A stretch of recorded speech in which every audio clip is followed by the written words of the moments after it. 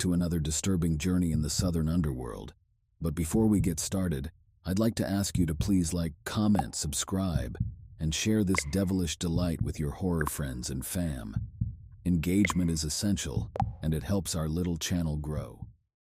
Good evening, restless souls, and welcome to tonight's Spectral Spectacular, where Ghost Dad isn't just a questionable movie choice, but a chilling reality. Prepare to tiptoe through the twilight with our protagonist, a man who's about to discover that home is where the heart is takes on a whole new meaning when your heart's no longer beating. So dim the lights, check your pulse, and settle in for Creaking Silence, a story that proves sometimes the only thing scarier than a haunted house is realizing you're one of the haunts. And remember, when things go bump in the night, it might just be you. Now let's cross over to a world where babysitting duties outlast mortality, and the family car isn't the only thing that can crash and burn. Creaking silence. The peaceful quiet was suddenly broken by the creaking of old floorboards. The calm lullaby from the baby monitor was replaced with a jarring noise that made my heart race.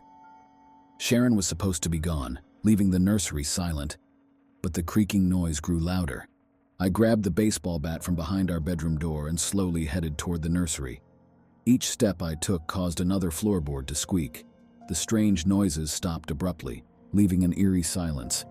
When I entered the room ready to fight, everything looked normal. The rocking horse was still, its painted eyes staring straight ahead. "Dada," Sharon's voice came through static on the monitor. "Sharon, where are you?" A deep voice replied, "Come find her."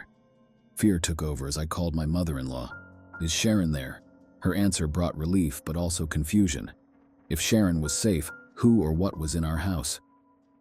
A giggle came from inside the closet. I shuddered in response, an icy chill flittering along my spine. When I opened the closet door, it was empty. A childlike whisper said, "Peekaboo," directly into my ear, causing me to swing at nothing with my bat. Laughter echoed through the house as they chanted my name in a creepy invitation to play their game. Panic set in and I ran out of the nursery. Their ghostly banter followed me. I attempted to dial 911 but got nothing but static on the line. Ghostly children watched me from the staircase. Some smiled wickedly while others cried black tears that evaporated when they touched the floor. "Play with us," they said together. "Stay forever." A cold hand touched my shoulder, and when I turned around, a pale boy with hollow eyes said, "Tag, you're it."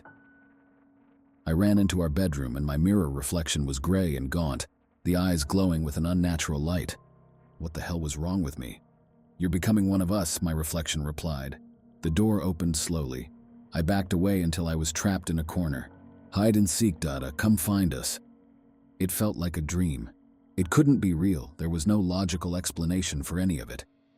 I squeezed my eyes shut, desperately hoping that when I opened them again, this surreal experience would disappear, and I'd find myself waking up from a deep sleep. A small hand touched my cheek. "Silly Dada," Sharon's voice echoed all around me.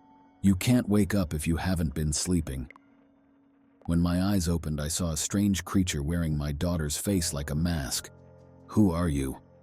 "We are the Forgotten Ones," it answered. "Lost spirits just like you." "Lost spirits?" I repeated, looking at my hands. They glowed and were semi-transparent. "Are you saying I'm dead?"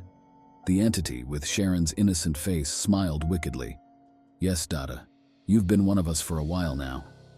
Hearing this from something that looked like Sharon was hard to accept. "I don't remember." "Death can mess with your memory," it said, studying me closely. "Don't worry, we'll help you remember."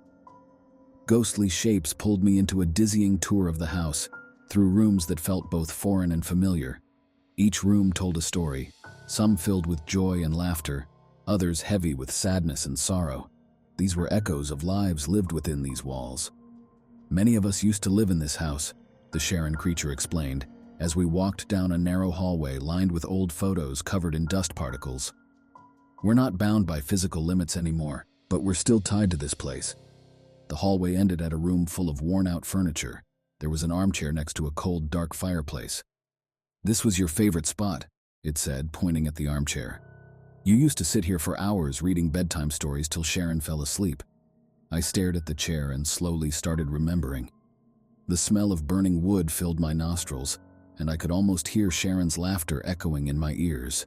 A mix of longing and sadness washed over me. When we die, we don't remember everything right away, the creature further explained. But eventually we remember our lives, our loved ones, and how we died. How did I die? I asked quietly. The Sharon creature tilted its head again, its face twisted into a strange expression of sympathy. You don't remember anything? Not even the pain or fear? I shook my head, feeling a cold wave of fear. It was a car crash, she said softly, her voice echoing as if it were sounding from far away. You were coming back from work. It happened suddenly. Images flashed in front of me, myself driving through heavy rain, the blinding lights of an oncoming car speeding toward me, the intense pain. I closed my eyes tightly, attempting to block out the terrible memories. I don't want to remember, I stuttered. The entity stared at me for a moment before saying, That's okay.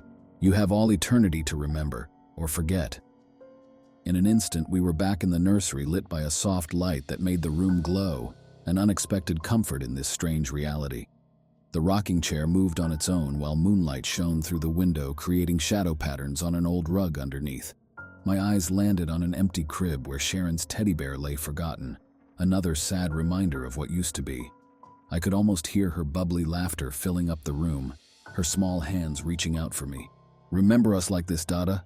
A voice echoed around me. Remember us happy. As the echo faded away, I found myself alone in the nursery again, surrounded by ghostly memories and echoes of a life that was once mine.